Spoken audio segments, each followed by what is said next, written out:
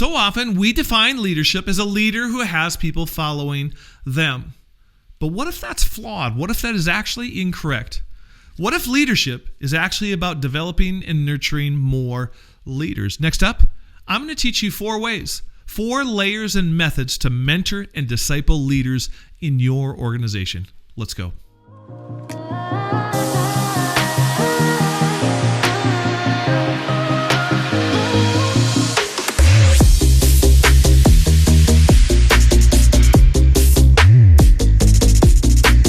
Hey, welcome to God Dream University. I am Bob Upgren, and GDU exists to help people start and grow ministries, but also to help them become more ministry focused in the work that you're already doing, and honestly, to help create more servant-driven leaders. And that's what this session is all about. It's going to be a good one. Have you ever wondered how to mentor and disciple leaders? Not just have followers, but groom more leaders? I'm going to show you how in 4 steps. 1, 2, 3, 4.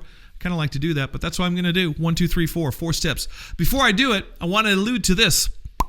That free masterclass, I'm giving it to you. 3 secrets to start and grow your ministry. If you've ever hungered to start and grow something, that's going to help you get going and take steps towards that. Now, if you haven't, I would encourage you to still take a look at the webinar because there is great content in there. And full disclosure at the end, I actually even invite you into GDU, into the family, if you want a little bit richer mentorship. If not, just keep having the YouTube videos come your way, my friends, so we can encourage you to become everything that God has created you to be. Now, here is the question at hand.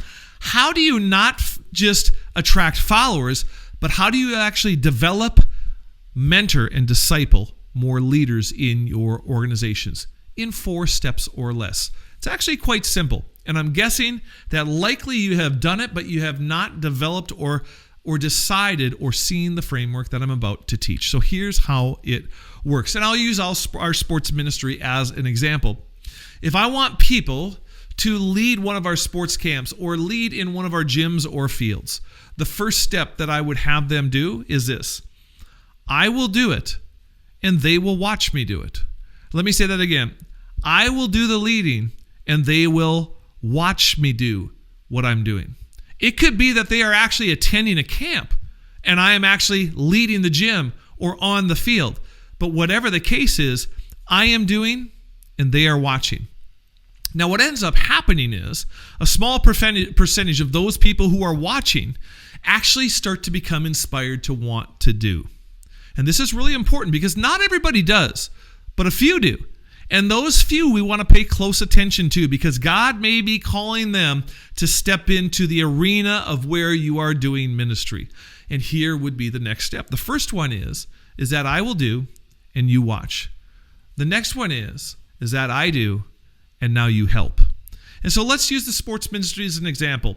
I do and you watch. I'm doing, and there's a young person in a camp that has come through our camp program, and I've been leading that gym for years, and they have been watching me do that, and their heart begins to become emboldened and inspired to say, I would love to do that.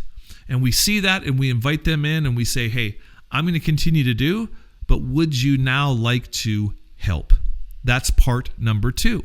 And you have help in terms of, I'm still leading, I'm still organizing, they are helping, and I'm giving guidance as they participate and help. And that's a part of mentorship. So step 1, I do and you watch. Step 2, I do and you help. Now what's interesting is in the I do and you help stage, there are even more that are saying, I think I can do it. I think I can actually do maybe what you're doing. And don't take this as like a put down, or don't take it as a knock. It's actually the ultimate compliment when they say, I would love to be able to do what you are doing. And what we want to do at this point is hold what God has called us to do with an open hand and say, well, let's let you give it a shot. So step 3 is actually, okay, now you do it and I'll help. So we go from I do and you watch to I do and you help to you do and I help. Now, the you do and I help stage is very important. I can't just say, okay, go ahead and do it, because they're not ready yet. And because when they step into, there is a difference between helping and leading. And in the helping stage, they are still insulated and protected. But when they step into the stage of they are doing it, I cannot leave them alone. I need to stand with them, to encourage them, to help them, to guide them, and to mentor them in the position of leadership now. Not in the position of helper, but in the position of leadership. So step 1, I do it and you watch. Step 2, I do it and you help. Step 3, you do it and I'm going to help you. And step 4 is a beautiful phase. You do it and now I'm going to watch you do it. And this, in the context of our sports ministry, is me meeting with a coach in the morning and saying, hey, how's everything look? Do you have everything that you need? Is there any questions you need me to address?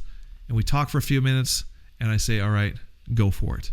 And I literally walk out the door and let them lead. I'm not walking out the door to go have coffee and eat donuts and drink Diet Coke. I'm walking out the door to give them full ownership so they lead in the manner that they would lead.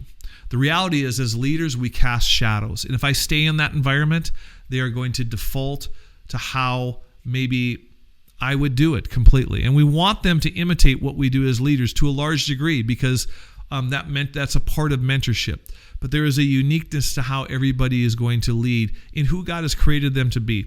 And so in the you do it and I watch stage, there is actually a portion of that where you step away and don't watch and give them full ownership and let them know that you have full confidence and full trust in them to orchestrate what God has called you and them together now to orchestrate. So how do you do this? What does this look like in your organization? You say, hey, I am going to do and you watch. I will do and you can help. You can do and I will help. And now you can do and I will watch. And at times, I will even step away because I trust that God has raised you up as a leader with my guidance and mentorship. You guys, it doesn't get any better than that. And those are 4 simple steps, regardless of the organization, whether you are a school, whether you are a church, whether you're a business, whether you are a nonprofit ministry. This is how we grow and develop leaders. And the greatest responsibility of a leader is not to attract followers. The greatest responsibility of a leader is to find, develop, mentor, and most of all, disciple more leaders. God bless. Hey, if you enjoyed this piece of content and felt like there was value in the content provided, or perhaps this information could minister and speak into the lives of other people, maybe even friends that you have, I'm going to ask for your help. Would you please subscribe to this channel so we could join hands together and lead people to become more ministry focused in their lives? Thanks so much. God bless.